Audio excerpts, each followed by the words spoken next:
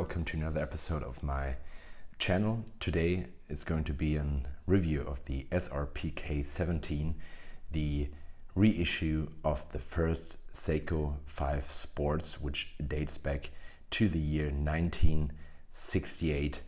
So it's the 55th anniversary of the Seiko 5 Sports series, and this is a limited edition of 50,555 pieces. It's questionable whether you call it limited or not. It is limited because there's a number, and after the production of those 15,555 pieces, Seiko stops its production. First of all, what do you get? You get the watch in this very, very nice, also retro packaging, which I've been told this is what it looked like in the 1960s. So the watch itself, as I said, is a reissue of the first Seiko 5 Sports. The first Seiko sports watch is the Sportsmatic 5, which actually dates back to 1963. And it was also the first to embrace 5 key specifications that would characterize the later Seiko 5 collection: automatic movement, day-date display, single aperture at 3 o'clock, water resistant, and a recessed crown at 4 o'clock, a robust steel case, bracelet or strap. These are part of these specifications which characterize the Seiko 5 Sports series. And in 1968, the 5 Sports, so the predecessor of this model, the grandfather, was also fitted with innovative solutions used inside the first Sportsmatic, like a new mainspring, shock resistance system, the magic lever to improve the winding in both directions and the efficiency, and to extend the power reserve. What is there to say to the dimensions of the watch? It is true to its predecessor. It's a robust brushed, only the sides are polished, tonneau shaped case with a diameter of 39.5 millimeters and a thickness of 12.5 millimeters. There is a day-date display, and it's the 4R36 movement with this recessed crown, which isn't that easy to operate. It has 100 meters of water resistance. The flanks, as I said, are polished, and it comes with this rather solid and interesting bracelet. But it's also a problem of this watch, but will come to this at a later point. The dial, if we zoom a little bit in here, you can see it has a nice, very retro layout, because it's very true to the original watch. It's a smooth bezel, which is bi-directional, so it has no clicks. And it's, as you can see, you can use it as a dive complication as well, also as a timer. The hands are polished, and they have this nice, let's say, bevel, so you get this nice reflections. The markers are loomed. The loom is, as we are used by Seiko, very, very good and long lasting. And I really like the pop of color, the red second hand, the blue of the Sports, makes it feel very retro. The movement is nothing to write home about. It's this 3 Hz standard Seiko 4R36 movement, which you get in all of those 5KX watches, Turtles, Samurai watches, and all those lower tier Seiko watches, let's put it like this. Yeah, the recessed crown is a little bit flimsy to operate. It's not screwed down.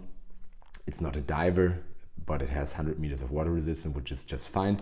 The bracelet is solid. It has this pressed, not to write home about, clasp, but it's solid, and it has 2 micro adjust points. But the big negative, in my opinion, is the bracelet. You can see it is very sturdy, not very flexible. It looks like a flexible bracelet, but it isn't. It is as it is. And if you look closely, you see the links won't articulate in the same way. This one, for example, has more curvature to it than that one, and you see it's not the same with each link, so it's not very flexible, and I think no one of us has really those round wrists. Some of us are more flat wristed, so I don't know if it will fit all of you. So today I'm wearing my Seiko Turtle, little size comparison, and put it on my 7-inch wrist so you get a feel for the watch. Let's zoom out a little bit. So my 7-inch wrist, I think it fits pretty nicely. Maybe I should pair with a different kind of bracelet. As I said, the bracelet isn't my favorite part of the watch. Apart from that, of course, you only have hardlex crystal, you have a standard 4R36 movement, and this is probably where the critique starts that are strong contenders in this section. For example, if you get a discount, you can also get this Seiko King Turtle with sapphire crystal, ceramic bezel inlay, all the good stuff. If you're all about specs, you won't get this very, very nice retro design of the 1960s, but you get another different kind of retro design, also to no shaped case with the turtle. But if you're in the 4R36 department, you can also get this mini turtle. Of course, I know it's a diver, but you get 200 meters water resistance. I think a little bit almost a refined case, and you can also get this in a black colorway, so it's probably more versatile than the blue one, and you can still get those new for under 300 euros. So this is 410 euros. I got a little discount on it, but it is not very cheap when you compare it to the contenders in the Seiko section. Many of us probably also have the SKX. Here's the 009. You can see it size-wise. It's not that much smaller than the SKX. It wears very similar. And yeah, if you can still get these, I will recommend the SKX. If you want a retro vibe for only a third or less of the price, still look out for these Seiko 5s. Those have the best, one of the best Seiko looms in my opinion. It's this one is very, very dressy, but you can also dress it down. It's also has this retro appearance. Of course, it's even more flimsy, the bracelet, but it is a retro style watch and it's very comfortable. Of course, it's smaller, and you also get only the 7S26 movement, so not with the stopping seconds hand, but very retro. And for a price of only the third of this one, this is probably the strongest contender within the Seiko section. And if you look at other brands, I think this one would probably be the strongest opponent. The Citizen Tsuyosa, which you get in a bunch of colors, also in a black dial. I have the yellowish, orange, almost kind of dial version. And it's a very, very nice retro diver with a way more comfortable and even more solid feeling bracelet.